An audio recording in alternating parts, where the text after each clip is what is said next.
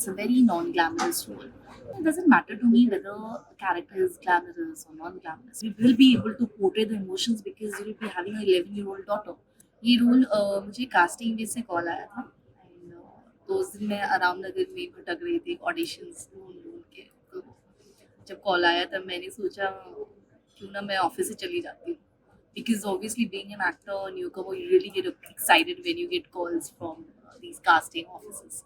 तो मैं वहाँ पहुँच गई एंड देन वहाँ के कास्टिंग असिस्टेंट ने उसने मुझे स्क्रिप्ट समझाया स्टोरी बताई and about my character and initially मुझे थोड़ा बहुत I was like sceptical because it was a mother's role and कहीं ना कहीं दिमाग में रहता है कि because I am new and people don't know me typecast ना हो जाओ कि उसके बाद मुझे मदर्स का रोल ही मिलता रहे। तो but then I was like okay अभी इम्पोर्टेंट ये है कि आपके पास काम हो and you should respect whatever comes to you.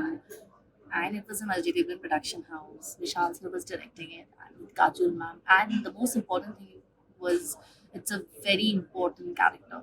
So that's why I gave the audition. And उसके बाद I got shortlisted. And फिर मैं अजय सर के ऑफिस में गई थी because the director wanted to meet me.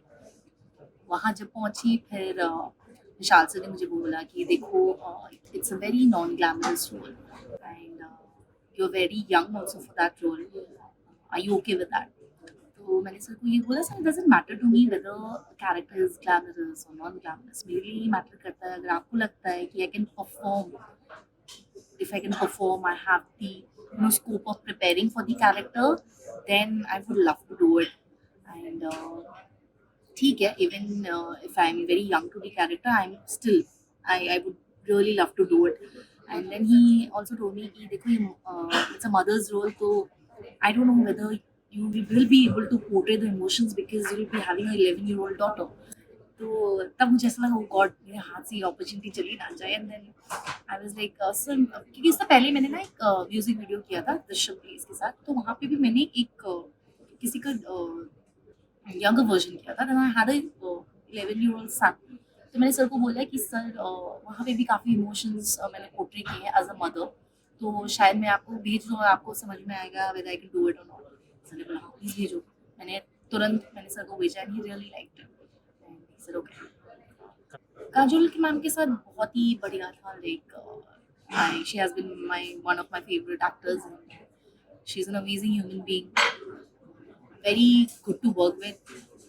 She's very approachable and she's very quick and it was so good because I used to keep observing her so that then I can learn from her and she's amazing. She's very quick and very have a lot of presence of mind. हाँ, कुछ कुछ होता है तो हो अभी भी मैं देख के रोती हूँ कुछ कुछ डीडी मुझे तो है ही ऑफ कोर्स बट मुझे कुछ कुछ होता है देख के उनको रोना बहुत आता है जब शाहरुख खान सर को छोड़ के चले जाते हैं मतलब तो फिर वो वापस आते हैं तो इट्स आई नो जितनी बार मैं देखी उतनी बार मैं रोई। I know I have got that from so many people.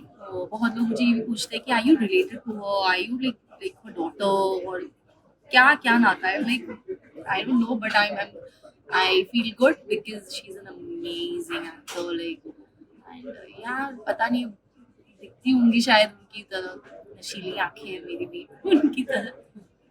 I hope I get to work as a younger version of her or her daughter someday. Please casting people, all kinds of. I think अभी मैं बहुत नई हूँ to decide कि किस type के roles मुझे करने हैं. Every kind of role I want to explore and I want to work on it so that I can understand कि मैं किस हद तक जा सकती हूँ to justify a character. So everything I want to try out.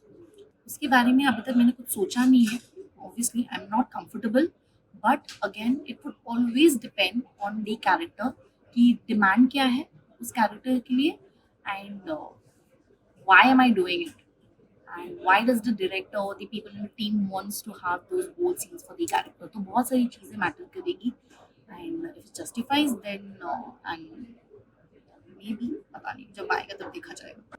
Actor नहीं होती तो मुझे नहीं लगता मैं कुछ और सोच पाती कुछ कर पाती। ऐसे तो सब कुछ कर ही लेती जिंदा रहने के लिए तो कोई भी कुछ भी कर ही लेगा कुछ ना कुछ। I have an MBA in hand तो शायद वही ईएनएल बनाती रहती तो शायद बट मुझे सोचना ही नहीं है कुछ और हो ही नहीं सकता है। I am an actor.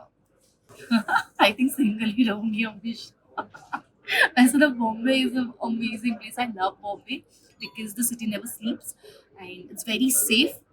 तो बहुत हैपनिंग सिटी है, but you need lot of money. That's all I feel. तो बट बाकी भगवान जाने. ऐसे तो सिंगल नहीं रहना है, शादी करनी है मुझे.